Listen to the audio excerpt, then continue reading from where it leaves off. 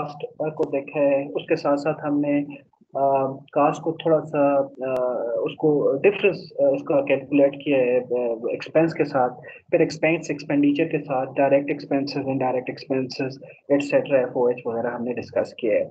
आज हम उन सारी चीज़ों को मिला के एक स्टेटमेंट बनाएंगे which is called cost of goods sold statement. आप लोगों ने इसके बारे में पढ़ा होगा, हम जल्दी से इसको देखते हैं। Cost of goods sold statement includes cost attributable to the production of goods sold by the company. The amount includes the cost used in the creating the goods along with the etc. अब question ये है कि cost of goods sold statement basically तीन major चीज़ों को focus करती है, जिसके अंदर आपके पास मटेरियल वाला सेक्शन होता है, आपके पास लेबर वाला सेक्शन होता है, और आपके साथ एफओएच का सेक्शन होता है। This amount includes the material cost. Number one, cost of goods sold के अंदर पहला स्टेप जो होगा वो मटेरियल कास्ट का होगा। वो बेटा उसी तरह से होगा जैसे हमने कल उसको तैयार किया है। उसके अंदर जो एलिमेंट्स होते हैं उसमें स्टार्टिंग होती है ओपनिंग इन्वेंट्री से, opening inventory of the material plus net purchases plus direct expenses and minus closing stock. उसके बाद इसमें दूसरी चीज यूज की जाएगी जिसको हम बोलते हैं डायरेक्ट लेबर कास्ट, और तीसरी और आखिरी चीज इंपॉर्टेंट की चीज फैक्ट्री ओवरहेड या एफओएच कास्ट। इन तीन कास्टों को मिला के हमारे पास जो एक स्टेटमेंट बनेगी उसके प्रॉपर एक फॉर्मेट है, उसके साथ उसको cost of goods sold statement बोलते हैं। अब cost of goods sold statement को बनाने से पहले इम्पॉर्टेंट बात याद रखनी है कि cost of goods sold statement के लिए वी नीड 6 थिंग्स। हमारे पास 6 चीजें होंगी जिसको उठा के हम एक फॉर्मेट एक स्टाइल के अंदर इंक्लूड करेंगे तो हमारे पास cost of goods sold statement बन जाएगा। उसके अंदर दो पार्ट में डिवाइड किए गए हैं चीजों को। नंबर वन जो है वो है कास्ट। यू नो के कास्ट एज 3 टाइप्स। कौन कौन सी? Number one material, number second labour, और नंबर 3 थर्ड एफओएच।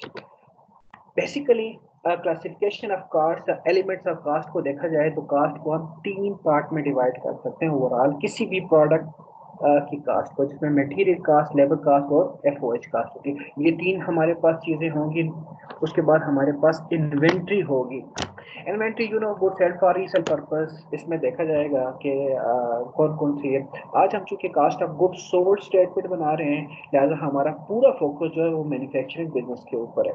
तो मैन्युफैक्चरिंग बिजनेस में देखा जाए तो इन्वेंट्री भी 3 टाइप्स की अवेलेबल होती है, जिसमें नंबर 1 होती है raw material inventory.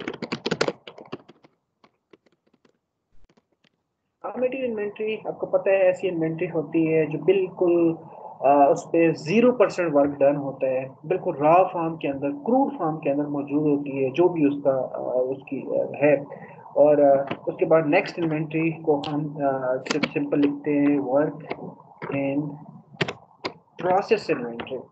Work in process inventory ऐसी इन्वेंट्री होती है जिसके ऊपर आपका जो वर्क होता है वो 1% से लेकर 99% तक हो सकता है। इन बिटवीन वो रॉ मटेरियल भी नहीं है, वो फिनिश गुड भी नहीं है, लेकिन वो उसके दरमियान में रॉ मटेरियल 100% जो होता है उस पर किसी किस्म का कोई काम नहीं होता, बिल्कुल क्रूड फॉर्म के अंदर होता है। लेकिन वर्क इन प्रोसेस जो है वो क्रूड से थोड़ा अगले स्टेप पे होगा, कुछ उस पर काम हो सकता है, किसी भी परसेंट से काम हो सकता है, लेकिन बात याद रखनी है कि वो फिनिश गुड नहीं होगा।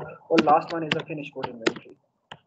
Finish good inventory is ready for sale, बिल्कुल कंप्लीट, उसको बस मार्केट में जाके सेल आउट करना है।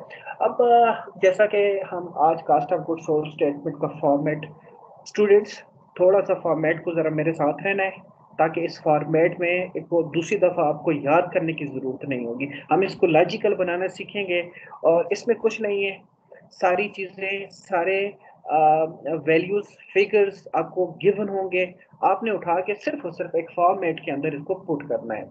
जैसा मैंने बताया कि यदि आपके पास 6 चीजें होंगी उसके बाद आप इसको बना सकते हैं। यहाँ पे जरा गौर करने की जरूरत है कि ये रॉ मटेरियल की इन्वेंट्री है, वर्क इन प्रोसेस की इन्वेंट्री है या फिनिश गुड की इन्वेंट्री है, इनमें से आपके पास दो दो इनकी होंगी, ओपनिंग भी होगी और एंडिंग भी होगी।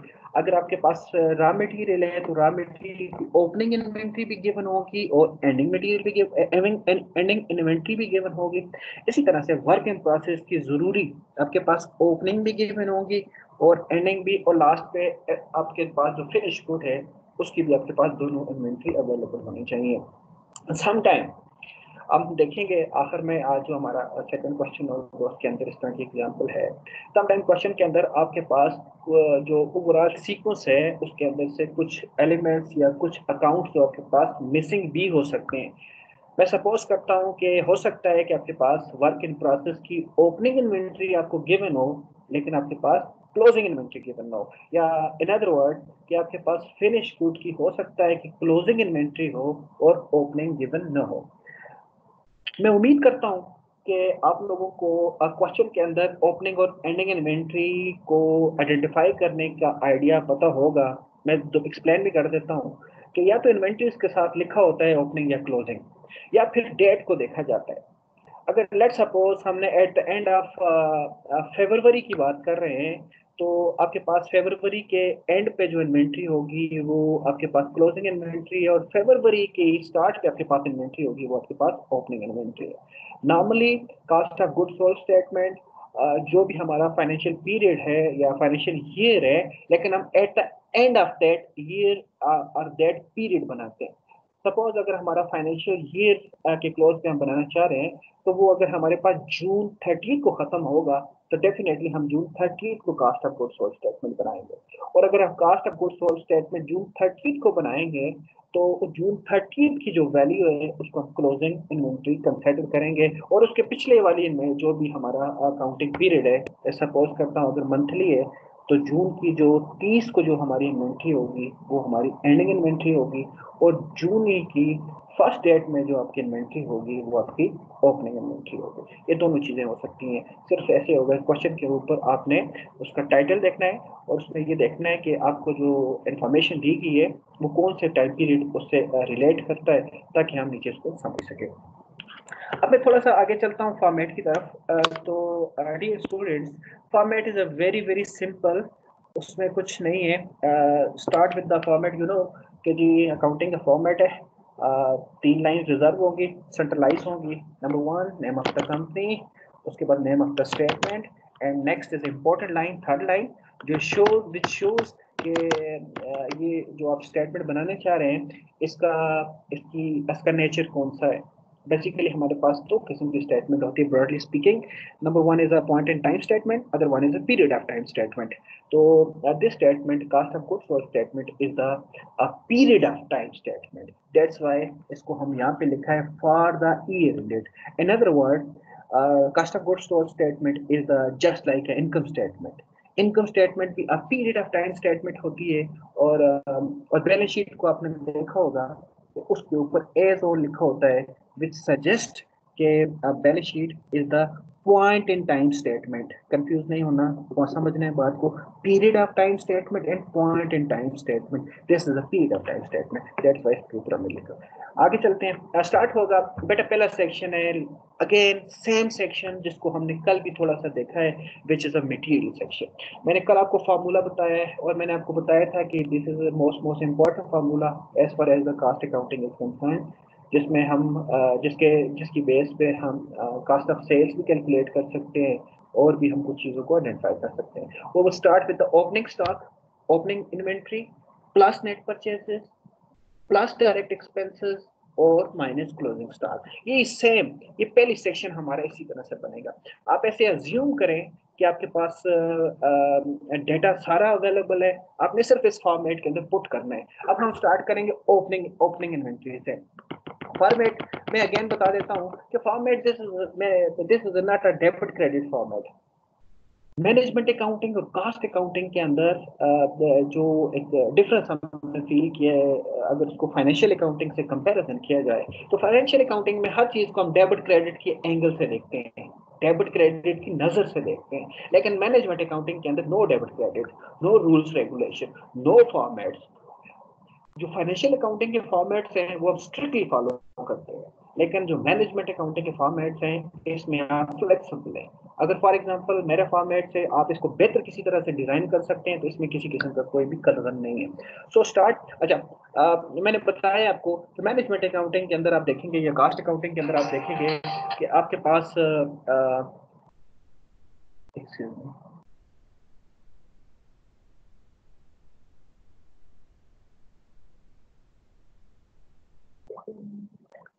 अच्छा, मैनेजमेंट अकाउंटिंग या कास्ट अकाउंटिंग के अंदर आप देखेंगे कि तो आपको ये फॉर्मेट नजर आएगा। तो याद रखिए बेटा, ये दो जो कॉलम लगे हुए हैं, ये वाला और ये वाला कॉलम, इसको हम आउटर कॉलम कहेंगे, इस कॉलम को हम इनर कॉलम कहेंगे। मकसद सम टाइम आपको दो से ज्यादा भी आपको उसको यूज करने पड़ते हैं, तीन या चार भी यूज करने पड़ते हैं, लेकिन उसका मकसद समझना है। मकसद सिर्फ एक ही है कि ये जो जो बिल्कुल आउटर कॉलम जिसको हम बोलते हैं, इसमें आपने नेट वैल्यूज पे लेके आना है। नेट वैल्यूज मीन कि कोई भी अकाउंट है उसमें अगर जो भी प्लस करना है, माइनस करना है, या उसके अंदर प्लस माइनस दो ही ऑप्शन हो सकती हैं, तो उसके अलावा वो प्लस माइनस करके आपने नेट फिगर लेके आना है, ताकि उसके बाद उस पर किसी किस्म का कोई प्लस या माइनस करने की हमें जरूरत ना पड़े। और ये जो इनर कॉलम होते हैं इसमें हम प्लस माइनस करते हैं।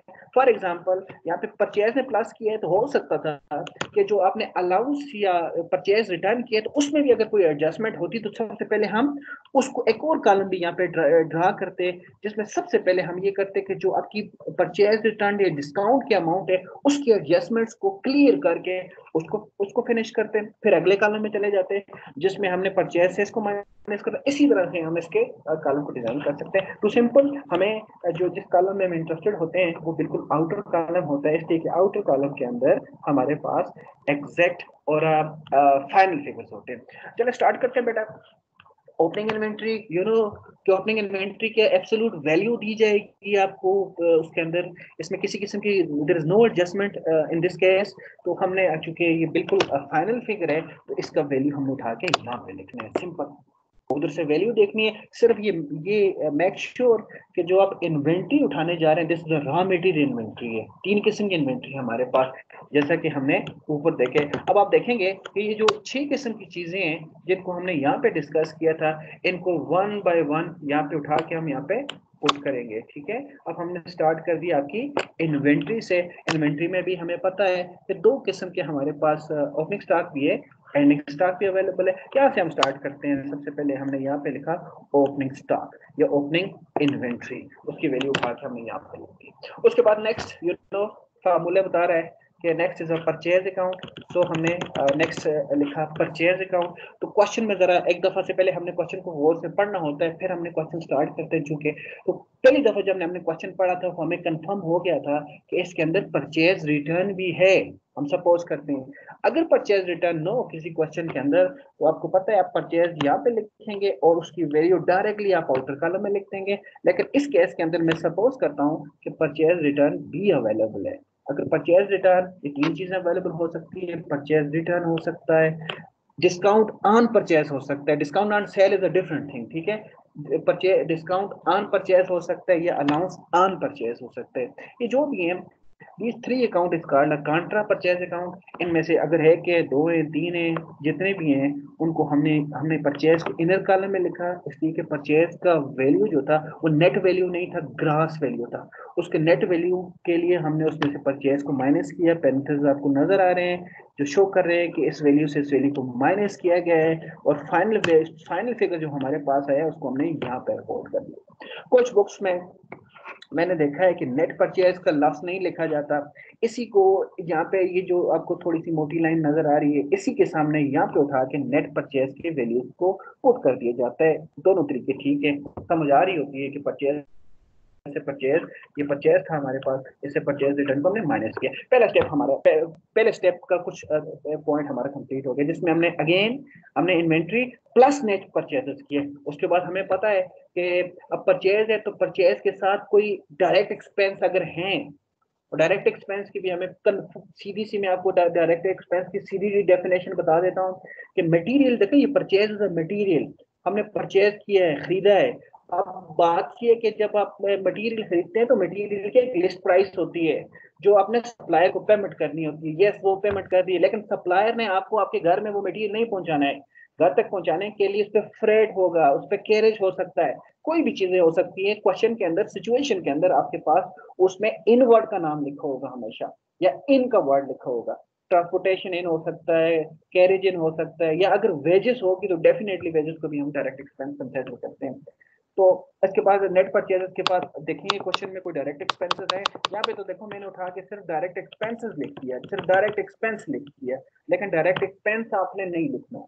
आपने आपने वहां पे अगर क्वेश्चन के अंदर डायरेक्ट एक्सपेंस लिखा हो तो डेफिनेटली डायरेक्ट एक्सपेंस लिख लें, लेकिन अगर वहां पे डायरेक्ट एक्सपेंस के नाम दिए हो कि जैसे ट्रांसपोर्टेशन इनवर्ड लिखो तो अपने ट्रांसपोर्टेशन इनवर्ड लिखना है। और ये भी सपोज करें, हो सकता है उस क्वेश्चन के अंदर आपके पास एक से ज्यादा डायरेक्ट एक्सपेंस हो, फिर क्या करेंगे, पहला डायरेक्ट एक्सपेंस यहाँ पे लिखेंगे, ट्रांसपोर्टेशन इनवर्ड, उसकी वैल्यू इधर लिखेंगे, दूसरा भी इसके नीचे लिखेंगे, वैल्यू इनर कॉलम में लिखेंगे, और फिर आखिर में सारी वैल्यू को प्लस करके आउटर कॉलम में चले जाएंगे। अब हमारे पास देख लें कौन कौन सी चीजें होगी। Opening stock plus net purchases plus direct expenses. बेटा ये जब ये तीनों चीजों को प्लस किया जाता है ना, तो हम एक छोटी सी लाइन लिखते हैं, जो वो लाइन भी लॉजिकल है, जिसका लॉजिक मैं आपको बताता हूँ, जिसमें हम लिखते हैं cost of material available for use. ये बिल्कुल पेड टर्म है जी, इसको आप चेंज नहीं कर सकते। सिर्फ मैंने डिफरेंट बुक्स के अंदर ये देखा है कि cost of material available for की जगह टू बी लिखा जा सकता है, cost of material to be use, ठीक है, और या available for use. Available for की वर्डिंग को टू बी की वर्डिंग के साथ रिप्लेस किया जा सकता है, बाकी एज इट इज रहेगा। ये हमने देख लें, आप ओपनिंग स्टॉक की ये वैल्यू थी, नेट परचेजेस की ये वैल्यू थी, और उसके बाद डायरेक्ट एक्सपेंसेस की ये वैल्यू थी। हमने इन तीनों वैल्यूज को सम किया है, तो अल्टीमेटली जो हमारे पास आंसर आया है उसके सामने हमने लिखे कास्ट ऑफ मटेरियल। चूंकि this section contains a material, तो हम इसको लिखेंगे मटेरियल अवेलेबल फॉर यूज। ये आपके पास मटेरियल पड़ा हुआ था, सिंपल है ना, फैक्ट्री है, फैक्ट्री के अंदर ओपनिंग इन्वेंट्री भी पड़ी हुई थी, प्लस परचेजेस भी की है, और उसके ऊपर कुछ डायरेक्ट कास्टिंग भी आई है। तो ये चीजें ऑलरेडी हमारे पास पड़ी हुई थी, जो जिससे हमने मैन्युफैक्चरिंग करना है। अब क्वेश्चन ये है कि आपने एक्चुअली कितनी मैन्युफैक्चरिंग की है, ये तो पड़ा हुआ था ना पूरे महीने के, जिसके केस में ओपनिंग मटेरियल ओपनिंग इन्वेंट्री की बात की जा रही है। लेकिन हमारा जो आंसर जब क्लियर होगा वो ये होगा कि अगर हमारे पास जो ओपनिंग था या परचेजेस थी, उसमें से हम एंडिंग को या क्लोजिंग को जब माइनस करेंगे तो लाइन बड़ी जबरदस्त लिखेंगे। लाइन का मैं आपको आइडिया देता हूँ क्या होता है। इस लाइन में से आपने सिर्फ और सिर्फ ये करेंगे, अवेलेबल फॉर को उड़ा देंगे, इसलिए कि ये तो अवेलेबल थे, लेकिन किया क्या आपने, बनाया क्या है, तो इसको सेकंड फॉर्म में कन्वर्ट कर देंगे। तो हम इसके बाद लाइन लिखेंगे, जब हम क्लोजिंग इन्वेंट्री को टेस्ट करेंगे तो हम लिखेंगे cost of material used. Yes, ये मटेरियल ऑलरेडी हमारे इस महीने में, अगर हम मंथली बेसिस पे अपनी रिपोर्टिंग करते जा रहे हैं, तो इस मंथ के अंदर जो हमारे मटेरियल पे जो हमारी कास्ट लगी है वो आपके पास ही अवेलेबल है। उसको देख लें कैसे। हमने देखा कि यार पहले स्टार्ट में ओपनिंग में कितना लेके आए हुए थे और कितना खरीदा है, और फिर आखिर में जो हमसे बच गया है, जो क्लोजिंग इन्वेंट्री है, डेफिनेटली दूसरे मंथ के लिए वो ओपनिंग इन्वेंट्री होगी। उसको जब हम माइनस करेंगे तो हम इस वैल्यू पे पहुंचेंगे, इस फिगर्स पे पहुंचेंगे, जो हमें बता रहा है कि कास्ट ऑफ मटेरियल यूज्ड, कि आपने इस दफा जो जो भी आपका फाइनेंशियल ईयर है उसके अंदर आपने कितना मटेरियल यूज किया है। This is the first section. Normally इस सेक्शन को अलग है, कुछ भी नहीं है, लेकिन इस सेक्शन को थोड़ा सा इसमें कंफ्यूजन आती है, इसके बाद कोई कंफ्यूजन नहीं है। लिहाजा देखें, सबसे पहले हमने मटेरियल सेक्शन को कंप्लीट कर दिया। अब हम उसी जो कास्ट के एलिमेंट 3 हमने लिखे थे, इसका मतलब उसमें मटेरियल को कंप्लीट कर दिया। अब दूसरे एलिमेंट पे चले जाएंगे, विच इज लेबर। लेबर के लिए मैंने देखा है कि जितनी भी बुक्स देखी या चीजें आप देखेंगे, तो लेबर को बिल्कुल कंफ्यूजन नहीं होती। लेबर के लिए आपको डायरेक्ट एक वैल्यू दी जाएगी, सिर्फ लेबर को जरा गौर से देखना है कि डायरेक्ट लेबर इंक्लूड करना है। और आपको पता है ना कि आपने अभी तक मटेरियल, ये जो मटेरियल सेक्शन है, इसको भी आप कह सकते हैं direct material section, direct material section, direct labour section. उसके बाद हम एफओएस सेक्शन बनाएंगे, जिसके अंदर ये हम इनडायरेक्ट मटेरियल को भी देख सकते हैं, इनडायरेक्ट लेबर को, बल्कि देख सकते नहीं, देखेंगे। इनडायरेक्ट मटेरियल को देखेंगे, इनडायरेक्ट लेबर और एफओएस को देखेंगे। इसके बाद हम क्वेश्चन में ढूंढेंगे डायरेक्ट लेबर किधर है, इनडायरेक्ट नहीं, डायरेक्ट लेबर किधर है। देखेंगे, अच्छा ये मिल गया डायरेक्ट लेबर। जैसे हमें डायरेक्ट लेबर मिलेगा, हम उठा के डायरेक्ट लेबर की वैल्यू डायरेक्ट लेबर में इंक्लूड कर देंगे। और जैसे ही हम इसको इसको इंक्लूड करेंगे यहाँ पे, तो नीचे एक लाइन लिखेंगे which is a prime cost. Students listen to me, what is a prime cost? बेटा प्राइम कास्ट आगे फार्मूला और भी डिस्कस करेंगे, लेकिन अपने पास जरा लिखो आप लोग, prime cost is equal to direct material, direct labour, बल्कि डीएम लिखें, DM stand for the PC लिखें, prime cost PC is equal to direct material, direct labour and direct expense. तीनों जो डायरेक्ट चीजें ना, तीनों डायरेक्ट चीजें, उनको जब आप सम करें ना तो वो आपका प्राइम कास्ट आता है। देख लें इसके अंदर तीनों डायरेक्ट चीजें आ गई हैं। कैसे तीनों चीज डायरेक्ट चीजें आई हैं? ये ऊपर सबसे ऊपर देखें, ओपनिंग इन्वेंट्री और परचेजेस जो है ये हमारा डायरेक्ट मटेरियल है। इसमें देखो ये डायरेक्ट एक्सपेंस भी हमने इंक्लूड कर दी, और जैसा कि मैंने आपको बताया कि डायरेक्ट लेबर भी हमने इंक्लूड कर दी है। इसका मतलब है इस फॉर्मेट में जितना इससे ऊपर हमने जो भी हमने काम किया है, तो हम अभी प्राइम कास्ट तक पहुंचे हैं।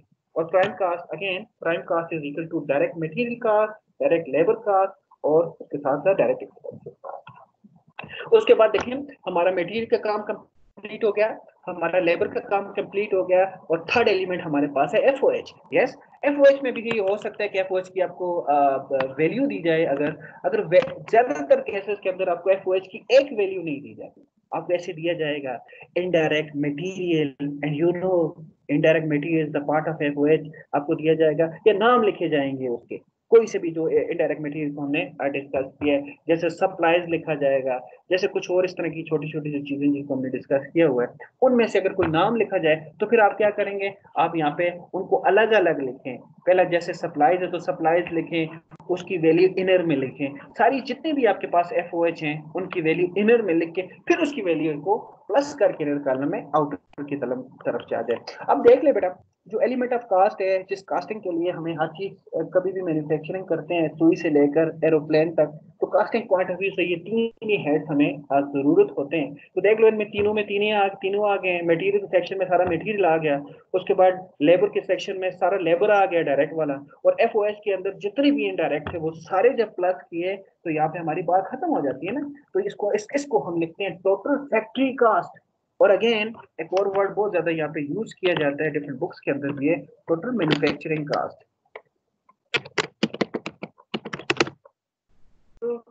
फैक्ट्री कास्ट या टोटल मैन्युफैक्चरिंग कास्ट। अब जरा मेरी तरफ आए तो ये देखो, आपके पास जैसे हमने चले हम अपने इसको जाके देख भी देखते हैं। जैसे हमने स्टार्टिंग में कहा था कि जी आपके पास you have to know the 6 elements. अब हम देखते हैं कि 6 एलिमेंट्स में से बेटा हमने कितने एलिमेंट्स को कंप्लीट कर दिए। यस, मटेरियल सारे का सारा मटेरियल का खाता खत्म, लेबर का खाता खत्म, एफओएच का खाता खत्म। यहाँ पे भी ये इन्वेंट्री जो है, दिस रॉ मटेरियल इन्वेंट्री, इसको भी हमने मटेरियल के अंदर ओपनिंग और एंडिंग में देख लिया है। इसका मतलब है हमने 1 2 3 4 एलिमेंट्स को खत्म कर दिया है। अब क्वेश्चन के अंदर आपके पास सिर्फ 2 एलिमेंट्स मौजूद हैं। Number 1 is a work in process और second is a finish good. और आपको याद है कि दोनों एलिमेंट्स के अंदर हमारे पास ओपनिंग इन्वेंट्री भी शामिल और क्लोजिंग भी शामिल है। कल भी मैंने बताया, आज मैं फिर बता देता हूं कि याद रखिएगा कि ओपनिंग इन्वेंट्री हमेशा प्लस की जाएगी नॉर्मल सर्कमस्टांसेस के अंदर। अब कोई चीज एक नॉर्मल आपने अगर क्वेश्चन करें और क्लोजिंग इन्वेंट्री को नॉर्मल हालात के अंदर हम माइनस करते हैं। अगर कोई चीज फाइंड करनी है, कोई मिसिंग का केस है, तो फिर हाँ फिर देख सकते हैं कि फिर वो उसकी जो सिंपल्स हैं वो बाद में चेंज की जाती है। अब वर्क इन प्रोसेस में आ जाते हैं। हम पहुंचे थे टोटल मैन्युफैक्चरिंग कास्ट या टोटल फैक्ट्री कास्ट की तरफ पहुंचे थे। हमारे पास जो वैल्यूज इंपॉर्टेंट होती हैं नॉर्मली, वो हमारे पास कास्ट ऑफ मटेरियल यूज की वैल्यू बड़ी इंपॉर्टेंट होती है। नॉर्मली आपसे डिमांड की जाती है, प्राइम कास्ट की डिमांड की जाती है, और उसके बाद आपके पास आपसे जो डिमांड की जाती है वो टोटल फैक्ट्री कास्ट या टोटल मैन्युफैक्चरिंग कास्ट की भी वैल्यू को डिमांड की जाती है। उसके बाद वर्क इन प्रोसेस को बेटा स्टार्ट करते हैं। वर्क इन प्रोसेस है या फिनिश गुड इन्वेंट्री है, हमें पता है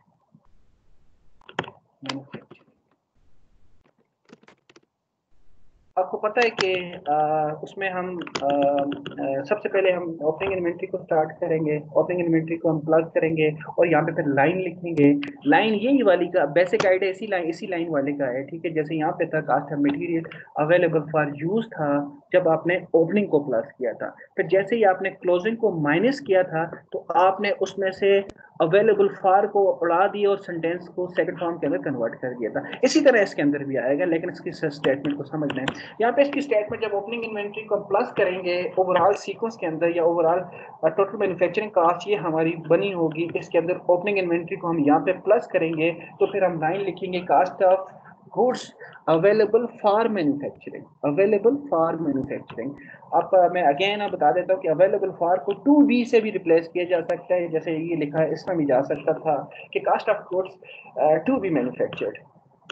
और उसके बाद हम क्लोजिंग को कि closing closing work in process, अभी वर्क इन प्रोसेस का प्रोसेस चल रहा है, तो वर्क इन प्रोसेस की भी क्लोजिंग इन्वेंट्री है, तो डेफिनेटली हम यहाँ पे पैरेंथेसिस लिखा हुआ है माइनस करेंगे। तो फिर क्या करेंगे, फिर सिंपल है, लाइन में से हम अवेलेबल फॉर को उड़ा देंगे, सेंटेंस को सेकंड फॉर्म में कन्वर्ट कर देंगे। ये देख लो, हम यहाँ पे कास्ट ऑफ गुड्स मैन्युफैक्चर्ड, यहाँ पे अवेलेबल का मतलब था कि हम कर सकते हैं, ठीक है, चूंकि इसमें हमने ओपनिंग को प्लस किया था। लेकिन जब हम क्लोजिंग को माइनस करते हैं तो हमारी चीज कंफर्म हो जाती है कि हमने पिछले मंथ में या जो भी टाइम हमारे हमारे हमने जो भी रिपोर्टिंग टाइम है उसके अंदर हमने किया क्या है एक्चुअली। तो एक्चुअली जो हमने मैन्युफैक्चरिंग की है वो आपके पास यहाँ पे अवेलेबल है। ये कास्ट ऑफ गुड मैन्युफैक्चर्ड की वैल्यू बहुत ज्यादा इंपॉर्टेंट है। यहाँ पे मैं एक छोटा सा पॉइंट अभी से ही यहाँ पे करना चाहूंगा।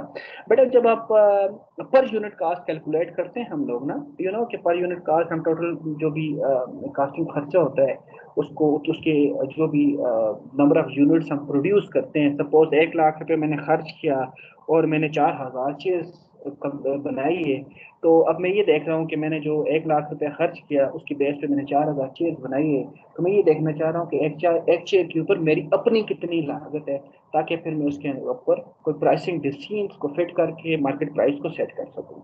तो उसके लिए याद रखें, जब भी पर यूनिट कास्ट कैलकुलेट करेंगे तो इस वैल्यू को हम उठाते हैं, कास्ट ऑफ गुड मैन्युफैक्चर्ड। ये आपके ऑलरेडी नोमिनेटर के अंदर होती है, उसका फार्मूला हम आगे भी देखेंगे, लेकिन यहाँ पे मैं पॉइंट अक्सर कार मैंने देखा है, मेरे भी स्टूडेंट्स और ओवरऑल भी मैंने देखा है कि लोग जो है वो कास्ट ऑफ गुड मैन्युफैक्चर्ड की जगह कास्ट ऑफ गुड सोल्ड की वैल्यू को वहाँ पे यूज कर रहे होते हैं, जो डालते हैं। इसके बाद हमारा वर्क इन प्रोसेस सेक्शन भी कंप्लीट हो गया बेटा। हम नेक्स्ट सेक्शन पे जाएंगे जो हमारा फिनिश गुड है, सेम उसको भी हम पहले ओपनिंग स्टॉक को प्लस करेंगे और फिर उसके बाद हम ये एक और लाइन लिखेंगे which is last one line. इसके अंदर हम लिखेंगे सेकंड लास्ट कि cost of goods available for sale. देख लो सबसे ऊपर क्या था, अवेलेबल फॉर यूज था, या इसको आखिर में हम देख लेंगे, अवेलेबल फॉर अ सेल है। और उसके बाद हम फिनिश गुड को जब माइनस करते हैं तो देख लो अवेलेबल फॉर को भी उड़ा दिया, सेल को सेकंड फॉर्म सोल्ड के अंदर हमने कन्वर्ट कर दिया। ये बेसिक आइडिया है।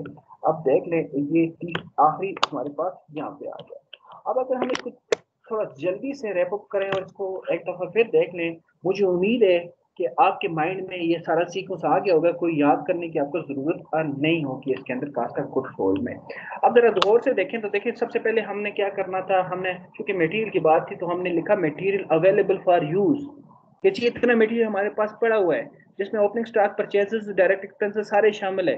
फिर उसमें से हमने आखिर में जाके देखा कि अच्छा पूरा महीना प्रोसेस चला है ना, आखिर में आके हमने देखा कि जी क्लोजिंग स्टॉक कितना बचा हुआ है, जो क्लोजिंग स्टॉक बचा उसको माइनस किया तो कंफर्म हो गया कि जी अच्छा यस हमने कितना मटेरियल यूज किया, इतना मटेरियल यूज किया। दैट्स व्हाई हमने यहाँ पे लिखा कि cost of material already used या cost of material used.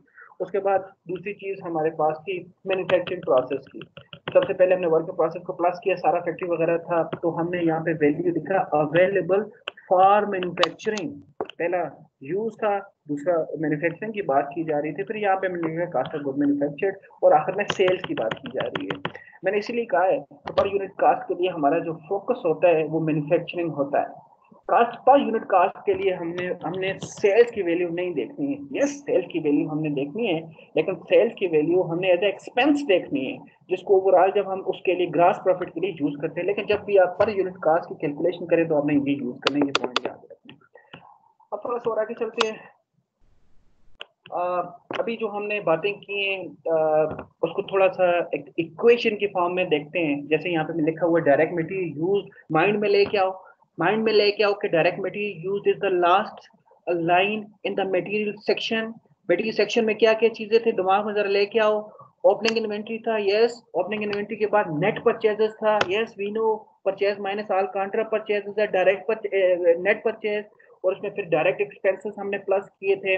Direct expenses में वेजेस है, इनवर्ट किस्म के एक्सपेंसेस और माइनस क्लोजिंग इन्वेंट्री हमने की है, इसका मतलब है डायरेक्ट मटेरियल यूज। ये वो सेक्शन, पहली सेक्शन जो हमने 4-5 लाइन हमें फॉर्मेट में डिजाइन की है, इसको आप इस तरह से इक्वेशन में भी कन्वर्ट कर सकते हैं। अगर आपको समटाइम कुछ हमें जरूरत होती है कुछ वैल्यूज को फाइंड आउट करने के लिए, तो पूरा फॉर्मेट हमें नहीं चाहिए होता, हमें कुछ एक दो वैल्यूज अगर चाहिए तो किसी फार्मूले से हम अपना काम चला देते हैं। उसके बाद देखिए प्राइम कास्ट, मैंने बताया कि प्राइम कास्ट के अंदर सारे डायरेक्ट चीजें आएंगी, जिसमें डायरेक्ट मटेरियल आएगा, डायरेक्ट लेबर आएगा और direct direct material cost, direct expense cost या डायरेक्ट लेबर कास्ट, या नहीं और मीन प्लस प्लस प्लस, ये तीनों को प्लस करेंगे। उसके बाद आ जाए टोटल फैक्ट्री कास्ट, तो हमें पता है टोटल फैक्ट्री कास्ट के अंदर तीनों एलिमेंट्स यूज होंगे, मटेरियल का एलिमेंट भी यूज होगा, लेबर का यूज होगा और एफओएच का भी यूज होगा।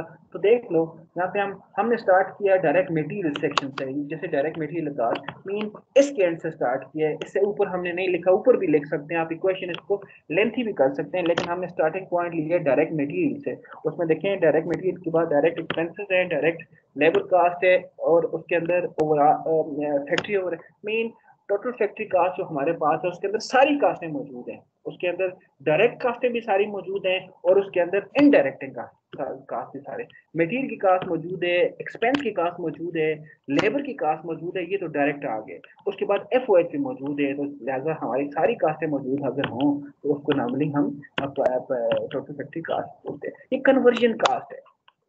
कन्वर्जन कास्ट सिंपल है ना, मटेरियल आपके पास आ गए, अब उसको उससे नया प्रोडक्ट बनाना है, मीन उसको कन्वर्ट करना है। उसको कन्वर्ट करने के लिए मटेरियल को छोड़े, मटेरियल के ऊपर दो चीजें यूज की जाती हैं, या तो उसके ऊपर डायरेक्ट लेबर यूज किया जाता है और एफओएच किया जाता है। नॉर्मली कन्वर्जन जो होती है वो आपकी मटेरियल जो आपकी फैक्ट्री है उसके अंदर कन्वर्जन होती है, और फैक्ट्री के अंदर दो बड़े हेड्स होते हैं हमारे पास कास्टिंग के। मटेरियल तो हम बाहर से परचेज करते हैं, लेकिन विद इन अ फैक्ट्री हम अपने डायरेक्ट लेबर को डिप्लॉय करते हैं और साथ साथ उस पर एफओएच का भी एक्सपेंस होता है, तब जाके एक वुड से हमारे पास चेयर में कन्वर्ट होती है। इसी तरह से इसके बाद दूसरे फार्मूले भी आपके पास अवेलेबल हैं, आप इसको भी देख सकते हैं। कास्ट ऑफ गुड मैन्युफैक्चर्ड, जैसे वो हमने लाइन में लिखा, देख लें टोटल फैक्ट्री कास्ट के बाद हमने क्या किया था, उसमें ओपनिंग इन्वेंट्री को प्लस किया, क्लोजिंग को माइनस किया। कास्ट ऑफ गुड सोल्ड को देख लें, हमने cost of good manufactured as starting point लिया, उसमें ओपनिंग फिनिश को प्लस किया, क्लोजिंग को माइनस किया, तो हमारे पास इसका आंसर आया। अब ये दो तीन चीजें और भी देखते हैं। कल हमने देखा है कि ग्रास प्रॉफिट या ग्रास लॉस दोनों हो सकते हैं। इसमें सिंपल सा फॉर्मूला है इसका, नेट सेल, तो you know net sale is the sale minus all contra sale. Contra sale mean तीन ही हो सकते हैं, नंबर वन हो सकता है आपका सेल रिटर्न हो सकता है, और इसके अंदर और आपका सेल अलाउंस हो सकता है, या डिस्काउंट ऑन सेल हो सकता है। अगर ये तीनों में से कोई भी एलिमेंट आपके पास अवेलेबल है तो उसको माइनस करें और तो हमारे पास ग्रास सेल से नेट सेल की वैल्यूज आ जाएगी। सीजीएस जैसा कि हम इस तरह से फाइंड कर सकते हैं, ये चूंकि मैन्युफैक्चरिंग बिजनेस अगर होगा तो पूरा स्टेप चलेगा, ये पूरा प्रोसेस चलेगा, जिसमें आपका वर्क इन प्रोसेस भी, फिनिश गुड भी और ओपनिंग भी आएंगी। लेकिन अगर आपके पास कोई मर्चेंडाइजिंग बिजनेस है तो फिर हमारा काम बड़ा आसान हो जाता है। सीजीएस फाइंड करना मर्चेंडाइजिंग बिजनेस में बहुत आसान है, इसलिए कि जो मटेरियल का सेक्शन का जो फार्मूला है उसको हम यूज कर देते हैं, ओपनिंग स्टॉक परचेजेस और क्लोजिंग स्टॉक वगैरह करके इसको फाइंड कर देते हैं। उसके बाद ऑपरेटिंग प्रॉफिट है, आपको पता है पहला पहला इंशाल्लाह हम नेक्स्ट क्लास के अंदर डिस्कस करेंगे क्लासिफाइड बैलेंस शीट और क्लासिफाइड इनकम स्टेटमेंट। तो क्लासिफाइड इनकम स्टेटमेंट जब बेटा हम बनाते हैं तो उसके अंदर हमारे पास चूंकि क्लासेस होती हैं, तो फर्स्ट क्लास के अंदर हमने ग्रॉस प्रॉफिट को आइडेंटिफाई करना होता है, सेकंड क्लास के अंदर हमने ऑपरेटिंग प्रॉफिट को करना है, और आखिरी क्लास जो लास्ट लाइन या बॉटम लाइन होती है हमारे पास, तो नेट प्रॉफिट या नेट लॉस की सूरत में हमारे पास आती है। और ये आखिरी चीज देख लें, इसमें मैं अगेन फिर दोबारा से आपको बताता हूँ कि यार ये देखें लिखा हुआ है cost of good manufactured, per unit cost is equal to cost of good manufacture divided by number of unit produce. ये बहुत कॉमन एरर है कि लोग यहाँ पे कास्ट ऑफ गुड सोल्ड जो बॉटम लाइन है, आखिरी लाइन है इस फॉर्मेट की, उसको यूज करते हैं, हालांकि इसको नहीं यूज करना चाहिए। जो उससे ऊपर जो कास्ट ऑफ गुड मैन्युफैक्चर की वैल्यू है उसको है, चूंकि हमने पर यूनिट कास्ट देखते हैं तो लॉजिकल है हम उसको सेल की वैल्यू से नहीं देखेंगे। देखिए सेल का इम्पैक्ट नहीं है, सेल से कंफर्म नहीं होगा आपका पर यूनिट कास्ट कितनी होगी। हो सकता है आपकी कभी सेल ऊपर हो, कभी सेल नीचे हो, कुछ प्रोडक्ट बिके हैं नहीं बिके, या जो भी हुआ है, लेकिन जो आपका पर यूनिट कास्ट कैलकुलेट करते हैं उसका तलक मैन्युफैक्चरिंग से होता है। मैन्युफैक्चरिंग कास्ट जितनी भी होती है उसको जितने भी नंबर ऑफ यूनिट आपने प्रोड्यूस किए उसके अगर डिवाइड करेंगे तो डेफिनेटली आपके पास पर यूनिट कास्ट आ जाएगी।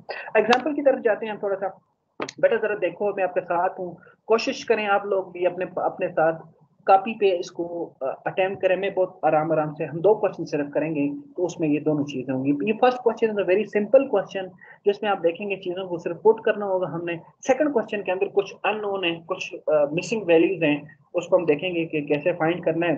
अकाउंटिंग का पता है आपको कि सबसे पहले तो क्वेश्चन को पढ़ा जाता है, 2 दफा पढ़ लें या कम से कम 3 दफा पढ़ लें। इसलिए कि अगर 2 दफा क्वेश्चन पढ़ेंगे तो क्वेश्चन अगर आपको समझ आ जाएगी तो इसका मतलब है क्वेश्चन समझ आएगा तो 80% क्वेश्चन उसी वक्त सॉल्व हो जाता है जब आपको क्वेश्चन समझ आ जाता है। सबसे पहले जो चीज हमें क्वेश्चन में देखनी होती है वो ये देखना होता है कि कौन सी कंपनी है। तो मैं यहाँ पे देख रहा हूँ कि name is a company is a 111 commodity production. अच्छा, इसका मतलब है ये कोई कमोडिटी प्रोड्यूस कर रही है। Okay, this is a manufacturing business. Okay, पूरा सीक्वेंस हो गया इसके अंदर, ठीक हो गया। दूसरा क्या है कि मार्च 2010, इसका मतलब ये है कि हम मार्च का हमारे पास जो भी उसकी मैन्युफैक्चरिंग हुई है, जो भी परचेज हुई है, जो भी डेटा अवेलेबल है वो मार्च का है, 2010 का। तो सिंपल, अगर मार्च का डेटा है तो फिर इसका मतलब मार्च ओपनिंग में जो भी हमारी इन्वेंट्रीज होंगी वो ओपनिंग इन्वेंट्री होंगी मार्च फर्स्ट डेट को, और मार्च 30 को जो हमारे पास डेटा होगा वो सिंपली हमारे पास अब क्लोजिंग इन्वेंट्री होगी, ये माइंड में आपने रखना। उसके बाद जाए मैं क्वेश्चन पे जाता हूँ, लेफ्ट हैंड साइड से स्टार्ट करता हूँ। यहाँ पे लिखा हुआ stock on 1/3/2010 mean first March 2010 raw material. Okay, ये जो हमारे पास सबसे स्टार्टिंग पॉइंट होता है ओपनिंग इन्वेंट्री, ये वो है, उसका आ गया। ओके, उसके बाद ये देखिए ये हमें दिया हुआ एफओएच गुड।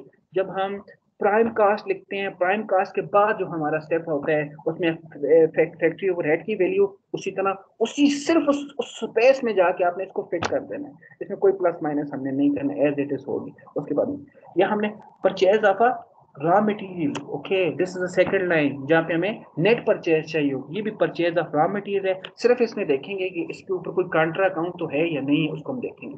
इसके बाद आ जाए ये स्टॉक है फर्स्ट 3 है। ओके, ये तो फर्स्ट है फिनिश गुड का। यस, ये फिनिश गुड की ओपनिंग इन्वेंट्री है। ये ऊपर आपके पास रॉ मटेरियल की ओपनिंग इन्वेंट्री थी, ये फिनिश गुड की इन्वेंट्री है। और अगर पता है हमारे पास 3 किस्म की इन्वेंट्री होती है, वर्क इन प्रोसेस भी होता है, उसको देखते हैं। डायरेक्ट लेबर भी हमारे पास मौजूद है। इसका मतलब है डायरेक्ट लेबर आपको पता है मटेरियल के बाद, जैसे मटेरियल का सेक्शन कंप्लीट होगा उसके बाद डायरेक्टली हमने लेबर की वैल्यू को पुट करना होगा ओवरऑल फॉर्मेट के अंदर। उसके बाद रिटर्न इनवर्ड है। रिटर्न इनवर्ड आपको पता है, रिटर्न इनवर्ड से मुराद है सेल्स रिटर्न। सेल्स रिटर्न से रिटर्न है, तो हम से रिटर्न को, क्योंकि हमारा मकसद कास्ट ऑफ गुड सोल्ड में कास्टिंग कैलकुलेट करना होता है, अपनी लागत कैलकुलेट करना होता है ताकि उसके अंदर हम प्राइसिंग को फिट कर सके। तो इसके अंदर ये हमें यूज नहीं करेंगे शेयर रिटर्न को। लेकिन हो सकता है कि इस क्वेश्चन के अंदर हमें नेट प्रॉफिट की जरूरत हो या वो डिमांड हो, तो नेट प्रॉफिट के लिए फिर हाँ yes, net profit is equal to, आपको पता है, net sales minus gross profit is equal to net sale minus CGS. इसके बाद देख लें ये हाँ तीसरी भी हमारे पास, इसका मतलब है इस साइड पे हमारे पास तीनों ओपनिंग इन्वेंट्री हमारे पास मौजूद होगी। मटेरियल की भी होगी, फिनिश गुड की भी होगी, वर्क इन प्रोसेस की तीनों इन्वेंट्री होगी, साथ साथ हमारे पास फैक्ट्री ओवरहेड भी आ गया और डायरेक्ट लेबर भी आ गया। काफी सारा हमारा काम हो गया। ये वैल्यू अभी हम नहीं यूज करेंगे इसलिए कि ये सेल्स रिटर्न की वैल्यू है। इस तरफ आ जाते हैं तो ये देख लें 31/3/2010, yes 31st last day of March. इसका मतलब है लास्ट डे आफ्टर मार्च पे इन्वेंट्री है तो ये एंडिंग इन्वेंट्री है। इसको माइनस करेंगे, इस साइड वाली लेफ्ट हैंड साइड वाली प्लस होंगी, ये माइनस होंगी। उसके बाद सेल्स हमारे पास गिवन है, कोई ग्रॉस प्रॉफिट नेट प्रॉफिट की बात होगी तो ठीक है, इसको हम यूज करेंगे। कैरेज ऑन परचेज देख लो, यहाँ पे उसने लिख के नहीं दिया कि this is a direct expense, उसने नहीं कहा कि दिस इज इनडायरेक्ट एक्सपेंस, लेकिन हमें समझ आ गया है कि ये जो परचेज हमने किया था कराची से, पिंडी से, हमारा रॉ मटेरियल 100,000 का, उसको अहमदाबाद तक लाने के लिए उसके ऊपर 5,000 हमारा खर्चा हुआ है। लिहाजा जब हम इन्वेंट्री की कास्ट को देखते हैं बेटा, आइसोलेशन में कास्ट को नहीं देखी जाती, उसके ऊपर जितना खर्च हो तो उसको प्लस किया जाता है। हम कहेंगे कि इन्वेंट्री की कास्ट 100,000 नहीं है, 105,000 हमारे पास है, 1,05,000 है। उसके बाद नेक्स्ट में आ जाए, फिनिश गुड आपके पास मौजूद है, ऑफिस फिनिश गुड की इन्वेंट्री क्लोजिंग है, और ये देखें ऑफिस एंड एडमिन ओवरहेड। मैंने कल भी आपको बताया था कि थोड़ा सा अपने आप को अलग करना होगा, आपने दो सेगमेंट में डिवाइड करना होगा अपने बिजनेसेस को। एक सेगमेंट बेटा वो है जिसकी कास्टिंग फैक्ट्री के अंदर हो रही है, वो फैक्ट्री का डायरेक्ट एक्सपेंस भी है और फैक्ट्री का इनडायरेक्ट एक्सपेंस भी है। दूसरा जो है वो आपके पास ऑफिस के अंदर चीजें हैं, ऑफिस के अंदर आपके पास कमर्शियल एक्सपेंस भी हैं, ऑफिस के अंदर आपके पास एडमिन एक्सपेंस भी हैं, या एडमिन ओवरहेड भी हम कह सकते हैं। नाम ओवरहेड देने से कंफ्यूज नहीं होना कि ना ये ओवरहेड लिखा हुआ है, क्योंकि फैक्ट्री ओवरहेड होता है तो ये भी ओवरहेड है। समटाइम ये भी लिखा जाता है कि ऑफिस ओवरहेड, ऑफिस ओवरहेड है, उसका तलब आपकी इनकम स्टेटमेंट से चला जाएगा, आपकी सीजीएस से नहीं है। लेकिन हाँ जरूर है, क्योंकि this is also expense account, तो नेट नेट नेट प्रॉफिट या ग्रास प्रॉफिट, बल्कि नेट प्रॉफिट के लिए इसको हमने देखना होगा। ये देखिए मार्केटिंग एक्सपेंस भी गिवन है, अगर कोई नेट प्रॉफिट चाहिए तो उसको देखेंगे। वर्किंग प्रोसेस भी हमारे पास है, तो ये शो कर रहा है जो वर्किंग प्रोसेस जो है वो चूंकि 31 पे लिखा हुआ है, तो आपको पता है कि ये आपका क्लोजिंग इन्वेंट्री। अब देख लेते करना क्या है। Prepare statement showing the prime cost. Okay, prime cost बनाएंगे, कन्वर्जन कास्ट बनाएंगे, और क्या बनाना है? प्राइम कास्ट चाहिए, वो कन्वर्जन चाहिए, टोटल कास्ट चाहिए, मैन्युफैक्चरिंग कास्ट चाहिए, कास्ट ऑफ गुड्स सोल्ड चाहिए। उसके बाद कैलकुलेट द ग्रास प्रॉफिट भी करना है, net profit per unit cost भी हमने कैलकुलेट करना है। मेन जितनी भी चीजें हमने अभी तक देखी हुई हैं वो सारी की सारी हमने इस केस के अंदर कैलकुलेट करनी है। और अगर कैलकुलेट करनी है तो देखिए सिर्फ एक वैल्यू हमारे पास मिसिंग थी अभी तक, बाकी तो सारी अवेलेबल है। दिस वन, ये हमें पर यूनिट कास्ट के लिए यूज करनी पड़ेगी ये वैल्यू, जिसमें लिखा जा रहा है कि cost by assuming that 38,000 unit were produced during the March, कि 38,000 नंबर ऑफ यूनिट हमने प्रोड्यूस किए। तो पर यूनिट कास्ट कैलकुलेट करेंगे, जैसे मैंने बताया हम फॉर्मेट बनाएंगे, उसके अंदर जो हमारे पास टोटल मैन्युफैक्चरिंग कास्ट आएगी उसको हम डिवाइड कर देंगे इसके ऊपर। चलिए स्टार्ट करते हैं स्टूडेंट्स, मेरे साथ रहें, अपना भी पेज निकालें, ठीक है, लाइन ड्रा करें, एक इनर कॉलम बनाएं, एक इस तरह का ये जो फॉर्मेट है सिंपल सा, दो कॉलम बना लें, एक कॉलम बना लें, इधर कर दें, कोई इशू नहीं है। ठीक है, स्टार्ट करेंगे। हमें पता है कि सबसे पहले जब हम स्टार्ट करते हैं तो हम लिखते हैं ओपनिंग स्टार्ट, ओपनिंग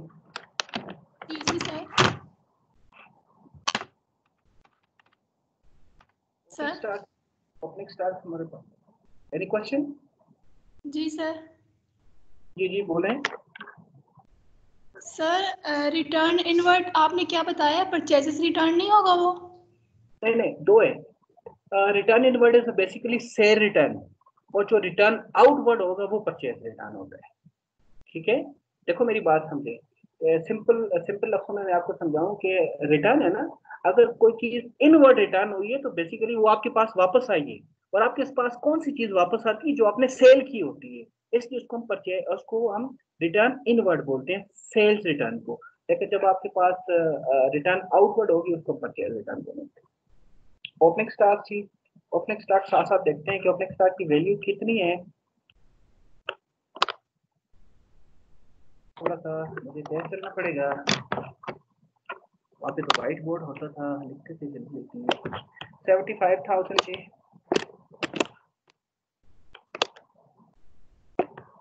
75,000। उसके बाद हमें पता है परचेजेस, परचेजेस जो भी वहाँ पे लिखा हुआ है, वहाँ पे लिखा हुआ था पर परचेजेस ऑफ रॉ मटेरियल लिखा हुआ था, मैं सिर्फ परचेजेस लिखता हूँ। और मुझे पता है कि सीक्वेंस के अंदर कोई भी परचेज रिटर्न हमारे पास मौजूद नहीं है, लिहाजा ये परचेज ये सिर्फ है, परचेज रिटर्न नहीं है, तो 100,000 सिर्फ परचेज अकाउंट है। बेटा मैं थोड़ा तेज जा रहा हूँ, मुझे उम्मीद है कि आपको क्वेश्चन सारा समझ आ गया होगा, अब सिर्फ उसमें कोट ही करना है। ठीक है, उसके बाद दो हो गया। और तीसरी चीज हमें पता है कि इसके साथ परचेज रिटर्न के साथ ये वाला है carriage on purchase which is a direct expense, तो मैं ये डायरेक्ट एक्सपेंस को यहाँ पे पुट कर देता हूँ। और इस तीनों लाइनों को इसको इसकी कितनी वैल्यू थी? परचेज 5,000, 5,000 करते हैं, कैलकुलेटर ले तो बल्कि सिंपल है, 1,75,000, 1,80,000 आ गया हमारे पास, 180,000। यहाँ पे जो हमने लाइन लिखी है आपको पता है, कास्ट ऑफ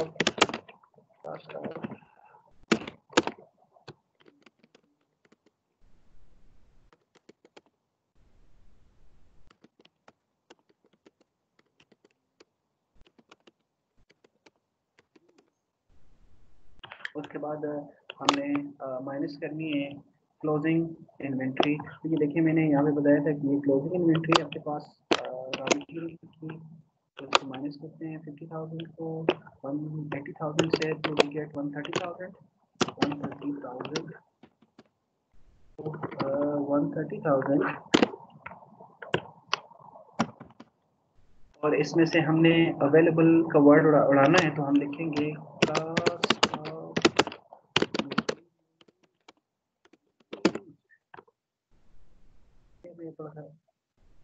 रफली लिख रहा हूँ,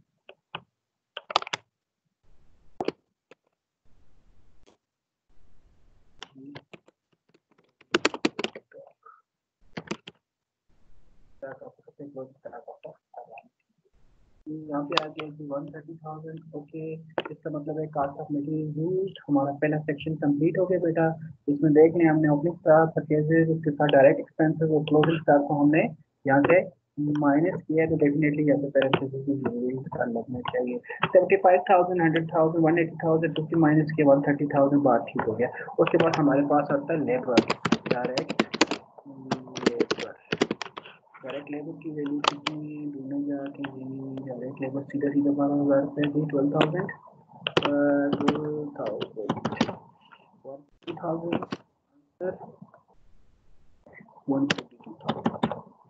और चूंकि हमारे पास यहाँ पे जो लिखा जाएगा वो प्राइम कास्ट है, हमें पता है कि इससे ऊपर सारी चीज़ें हमारे पास ऑलरेडी जो डायरेक्ट चीज़ें हैं वो सारी हमारे पास इंक्लूड होगी, दैट्स व्हाई इसको प्राइम कास्ट बोलेंगे। सबसे पहला जो वो डिमांड कर रहा था वो प्राइम कास्ट की कर रहा था। अगर सिंपल बंदा प्राइम कास्ट की डिमांड करे तो बंदा सिर्फ सीधे इक्वेशन से भी इसको प्रूव कर सकता है, लेकिन चूंकि हमने पूरा फॉर्मूला बनाया है। अब इसके बाद हमारे पास एफओएच कास्ट, मैं एफओएच लिखता हूँ। हमें पता है कि एफओएच उसने एक ही वैल्यू दिया हुआ है, अलग अलग देते तो जैसे ऊपर मैंने लिखा है कैरेज ऑन परचेज और इस तरह से ये हम इस तरह से यूज करते हैं, लेकिन चूंकि एक ही वैल्यू उसने हमें गिवन है, दी हुई है, कहाँ पे ये 8,000 को प्लस करेंगे तो टोटल फैक्ट्री कास्ट या टोटल मैन्युफैक्चरिंग कास्ट हमारे पास,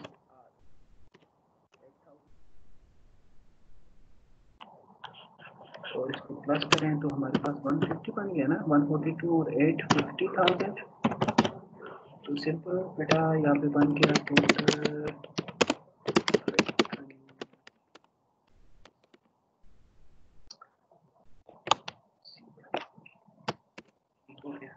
यहाँ तक हमारी बात यहाँ तक। अब बहुत सिंपल है, अब दो ही चीजें बच गई हैं, एक वर्क इन प्रोसेस, एक फिनिश गुड है, दोनों की ओपनिंग भी है और एंडिंग भी इन्वेंट्री हमारे पास है। तो start with the work in process opening, work in process opening.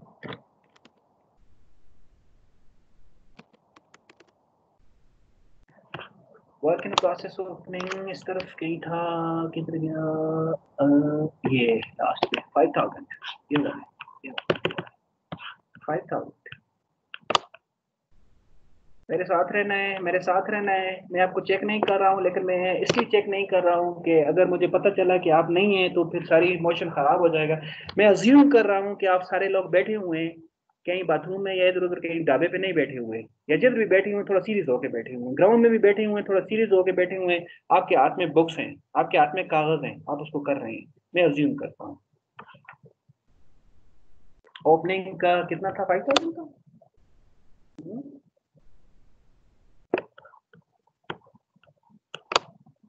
5,000 थोड़ा करीब है। 5,000 चलिए इस क्वेश्चन को कंप्लीट करेंगे बस। 5,000 के बाद यहाँ पे आ जाए कोई कितना, इसके बाद yes cost of goods available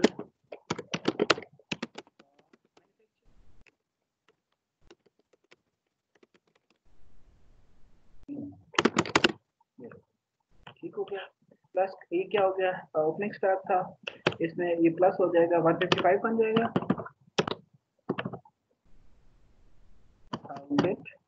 और इसके बाद हम लिखेंगे वर्क इन प्रोसेस सकते हैं कि हम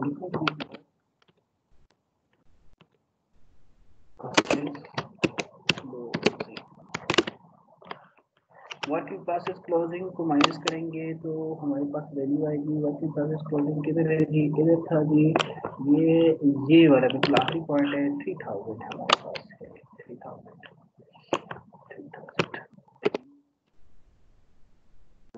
लिखेंगे हमारे पास 152,000 हमारे पास आंसर बन गया। Which is called the cost of good manufacture, cost of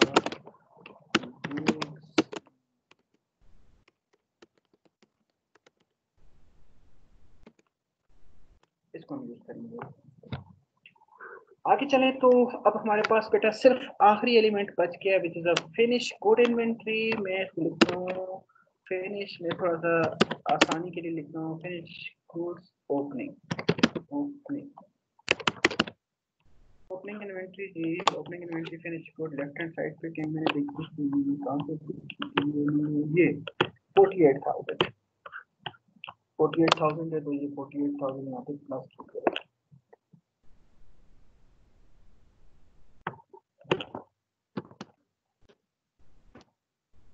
48,000 plus किया 52,000 48,000 ये बन गया 200,000। और यहाँ पे हमारे पास वैल्यू आ गई cost of goods available for sales. Cost of goods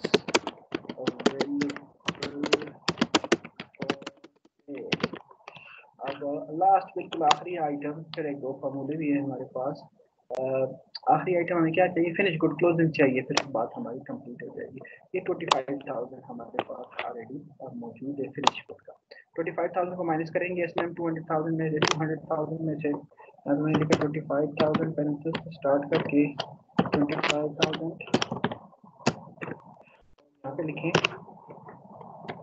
finish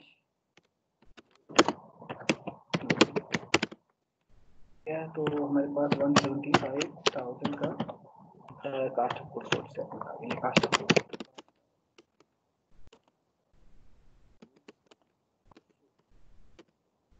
हमारे पास ओवरऑल यहाँ तक आ गया। जल्दी से हमारे पास चूँकि 8 मिनट है हम ये इसको ग्रास प्रॉफिट को कैलकुलेट करते हैं। तो याद के लिए आपका फार्मूला पड़ा हुआ है, gross profit is equal to net sales minus CGS. Yes, net sales के लिए हमें पता है कि क्योंकि सेल्स की वैल्यू क्रूड वैल्यू है वो नहीं है, उसके अंदर इनवर्ड भी हमारे पास मौजूद है। तो हम पहले जाके सेल्स की उन दोनों को देखेंगे। सेल्स किधर है? Yes 270,000 is the sale value जी, और उसमें return inward is 10,000 value 260 जाएगा आगे नेट सेल की सूरत में। मैं पूरा लिखता हूँ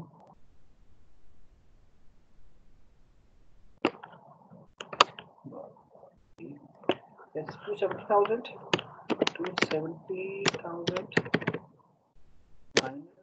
तो आपका रिटर्न है, सिर्फ एक ही रिटर्न है, रिटर्न इनवर्ड, कोई अलाउंस वगैरह नहीं है ये वाला। इसका मतलब है दिस इज ये बन गया नेट सेल की बन गया, उसमें से ये माइनस ये वाला माइनस माइनस माइनस वाला लिख दिया। और सीजीएस की वैल्यू ये आपके पास रिपोर्टेड 175। पहले जो हमारे पास आंसर आया वो देख लिया, तो कितना ये है 260,000 माइनस 175,000 85,000।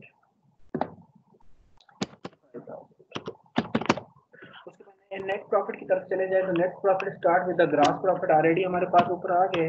और हाँ, जब आपके पास फाइनल फिगर्स होंगे तो हमेशा याद रखें कि symbol of currency final figure के साथ जरूर शो करना है, जो सजेस्ट करेगी कि नॉर्मली फॉर्मेट के अंदर एक और चीज़ होती है बेटा, कोई भी फॉर्मेट आप कर रहे हैं तो उसके अंदर हम स्टार्टिंग में सिंबल ऑफ करेंसी यूज़ करते हैं और एंडिंग में जरूर करते हैं, जो शो कर रहा होता है कि ये सारे इसी सिंबल ऑफ करेंसी के अंदर मौजूद है। हो सकता है आपके पास कोई पाउंड में, येन में या कोई डॉलर के अंदर क्वेश्चन हो तो जरूर ठीक है। और इसी तरह से जिस चीज़ का अगर आंसर आ जाए तो जरूर उसके आंसर के साथ आप उसकी सिंबल ऑफ करेंसी भी शो करें और कोशिश करें तो थोड़ा सा डिफरेंट करके शो करें, बोल्ड करें ताकि वो क्लियर नजर आए।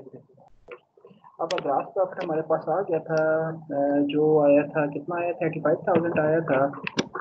उसमें से ये कह रहा है gross profit minus indirect expense of the office. देख लो, indirect expense of the office, indirect expense of the factory वाला तो काम हमने एफओएच के अंदर क्लियर कर दिया, जो ऑलरेडी सीजीएस के अंदर मौजूद है। यहाँ पे हमने उसको माइनस कर दिया है और दोबारा से करने के लिए। लेकिन indirect expense of the office तो मैंने आपको बताया था, कोई कमर्शियल एक्सपेंस है, कोई एडमिन है, कोई और इस तरह की एक्सपेंस है जो ये यहाँ पे हमारे पास थे।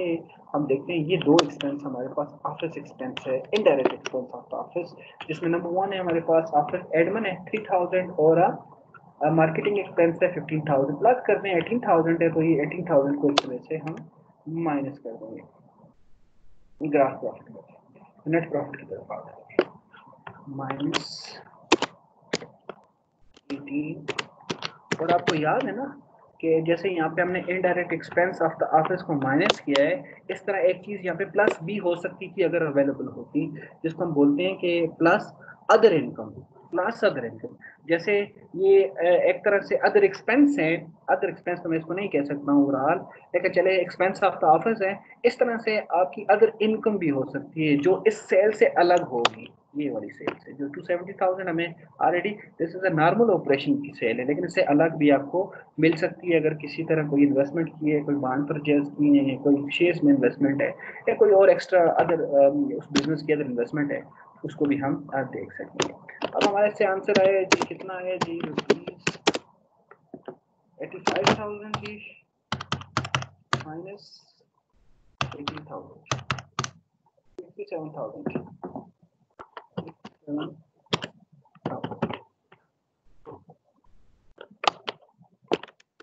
यूनिट कास्ट की बात आ गई थी, मैं बार बार एक चीज पे बहुत ज्यादा मैंने रिपीट किया है, इसीलिए किया है कि देखो ये लिखा हुआ per unit cost is equal to cost of good manufactured. बहुत कॉमन बात है कि लोग ये आखिरी वाले वैल्यू उठाते हैं, इसी को 175,000 नहीं, इसका कोई ताल्लुक इसके साथ नहीं है।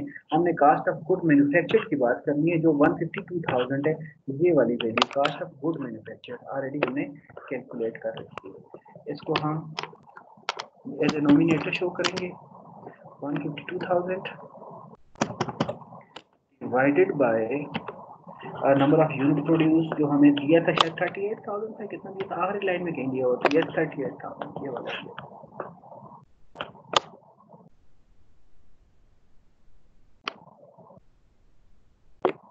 डिवाइड करेंगे इसके ऊपर,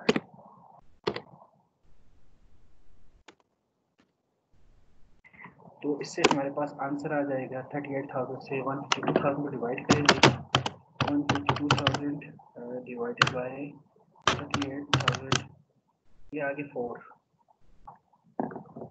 और इस तरह इसको लिखना है इसमें 4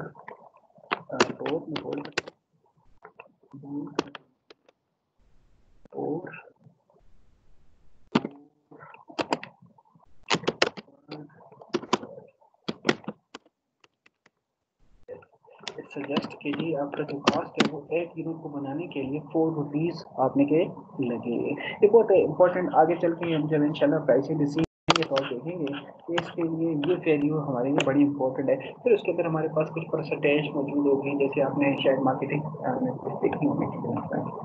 उसके बाद लास्ट है कन्वर्जन कास्ट की। Conversion cost is very simple, product को कन्वर्ट करना, प्रोडक्ट को फिनिश गुड के अंदर तब्दील करने में दो ही चीजें यूज होती हैं, one is a labour cost, other one is a FOH cost. हम ओवरऑल फार्मूले से देख लेते हैं लेबर कास्ट कितनी है हमारे पास। लेबर कास्ट हमारे पास थी 12,000 जी, और हमारे पास एफओएच कास्ट थी 8,000। तो हम लिख लेते हैं 20,000 बन गई, लेकिन चले हम पूरा अपडेट करते हैं 12,000 आगे हमें समझ आएगा प्लस 8,000, हमारे पास आ गई जी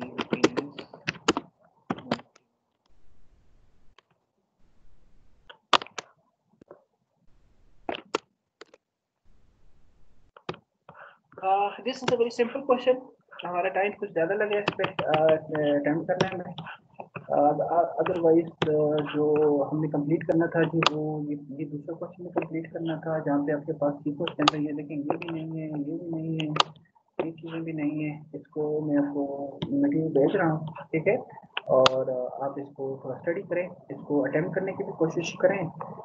मैं सिर्फ इतना ही बता देता हूँ आपकी आसानी के लिए कि फॉर्मेट ओवरऑल पूरा बनेगा, मेरी बात को ज़रा समझना है। देखो लेट्स सपोज अगर इस क्वेश्चन के अंदर परचेज ना होगा तो हम क्या करते हैं, यहाँ पे परचेज लिखते और यहाँ पे हम कुछ ना लिखते। जरा सपोज करें ना, यहाँ पे मैं सिर्फ हम क्वेश्चन मार्क डालते और आगे चले जाते। लेकिन इस क्वेश्चन के अंदर हमें पता है कि हमें कुछ अनयूजुअल वैल्यू दी जाएंगी जो नॉर्मली नहीं दी जाती। होता है ऐसे है कि जब भी हमने देखा है कि जब भी आपको परचेज या पहले सेगमेंट में से आपको कोई चीज़ मिस की जाती है तो आपको ज़रूर ये वैल्यू दी जाएगी, ये वाली। Cost of material used. अब सपोज करें आप, हमें बाकी भी दी हुई थी, ये वैल्यू भी दी हुई थी, हमने ओपनिंग स्टॉक इसी तरह लिखेंगे, हम इसको इसी तरह से लिखेंगे, ये सारी चीजें हम इसी तरह से लिखेंगे। इस तरह लिखने के बाद हम यहाँ पे आएंगे तो ये वैल्यू पुट करेंगे। जब ये वैल्यू पुट करेंगे, चूंकि हमारे पास एक अनयूजुअल वैल्यू थी जो नॉर्मली नहीं दी हुई जाती, जो जिसको हमने खुद कैलकुलेट करना होता है, लेकिन ये दी जाएगी। फिर यहाँ से आके रिवर्स ऑर्डर में चलना है। देखो यहाँ पे चल के देखते हैं क्या होता है। ये रिवर्स ऑर्डर में आपने जो भी साइंस है उसको रिवर्स करना। देखो 130 से मैं स्टार्ट करता हूँ, 130,000 से। इसके ऊपर देखें तो ये प्लस का माइनस का साइन है, तो उसको प्लस करते हैं, 50,000 प्लस किया। उसके ऊपर चले जाएं, ये तो बेसिकली कैलकुलेट किया था हमने। इसके बाद ये वाला देखें, ये तो माइनस करेंगे और आखिर में हम इसको भी प्लस हो रहा है, इसको भी माइनस, प्लस हो रहा है माइनस करेंगे। तो इस तरह से हमारे पास वैल्यू आ जाएगी 100,000। इसको चले दूसरे क्वेश्चन को आप थोड़ा सा अटेम्प्ट करें, इसको अटेम्प्ट करें। इसको भी हम अगर आपसे ना हुआ तो फिर हम इसको भी देख सकते हैं, लेकिन कोशिश करें कि इसको अटेम्प्ट करें। ठीक है, सिर्फ इतनी बात माइंड में रखें कि जब आप एक प्रॉपर क्वेश्चन करेंगे तो ऊपर से नीचे की तरफ से प्रॉपर रूट पे जाता है, लेकिन अगर आप बस उसी क्वेश्चन को उसमें इसकी मिसिंग वैल्यू होगी तो उसके सारे चीज़ों को रिवर्स कर देंगे, उसके सिंबल साइंस उसको रिवर्स करेंगे। एक बात और दूसरी और आखिरी बात बेटा, बस सॉरी 2 मिनट ऊपर हो गए। मैं आपका आज इसी वीक में हम एक क्लास और लेंगे। ठीक है, हमारी ये क्लास चार्ट है जो हमने ऑलरेडी क्लास इंक्लूड की हुई है, लेकिन उसको हमने नहीं देखा, वो लेंगे। और प्लस कोई असाइनमेंट के लिए भी आपका रेडी रहें। ये जो चीज़ें हम देख रहे हैं, ये बोल रहे हैं, इंशाल्लाह इसको हो सकता है कि इस वीक में आपको असेस किया जाए। ठीक है, चलें, thank you so much. Okay, sir. Thank you very much. Any Thank you very question? much. No. Hello, no sir. कौन बात कर रहा है? Sir, no sir ji.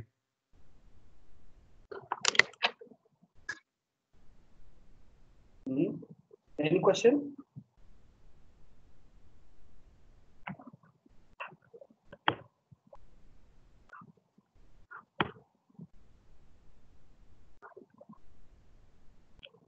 No, sir. Thank you so much. Thank you. Khuda Hafiz. Thank you very much, sir. Thank you. Allah Hafiz.